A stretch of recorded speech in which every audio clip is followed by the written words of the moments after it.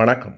நான் சுபவீர பாண்டியன். இந்திய எதிர்ப்பு போராட்டத்தில் கலந்து கொண்டு உயிர் துறந்தவர்களில் பலர் தமிழ் உணர்வாளர்களும் மாணவர்களும் தாமே தவிர அவர்களுக்கும் திமுகவிற்கும் எந்த தொடர்பும் இல்லை. அவர்களுக்கு திராவிட சாயம் பூசி தமிழர்களினுடைய தியாகத்தை கொச்சைப்படுத்துகிறார்கள் என்று இப்போது புதிதாக புறப்பட்டிருக்கும் தமிழ் தேசியர்கள் சிலர் பேசிக் கொண்டிருக்கிறார்கள். அந்த போலி தமிழ் தேசியர்களுக்கு ஒரு நல்ல விடை இருக்கிறது. 11/2/1964 நாளிட்ட மதுரையிலிருந்து வெளிவந்த தமிழ்நாடு என்னும் இதழில் ஈழப்படுவோர் சின்னசாமியை பற்றி ஒரு செய்தி இருக்கிறது. அவர் ஜனவரி மாதம் இறந்து போய்விட்டார். அவருடைய வீட்டிற்கு போய் ஈழப்படுவோரில் பார்த்தபோது அங்கே அண்ணாவினுடைய படமும் கலைஞரின் படமும் வரைந்து வைக்கப்பட்டிருக்கின்றன என்று தமிழ்நாடு ஏடு சொல்லுகிறது. அவர் 1959 ஆண்டிலிருந்து திமுகவின் உறுப்பினர். அதனை தாண்டி அவருடைய மகளுக்கு திராவிட செல்வி என்றுதான் அவர் பெயரிட்டிருக்கிறார்.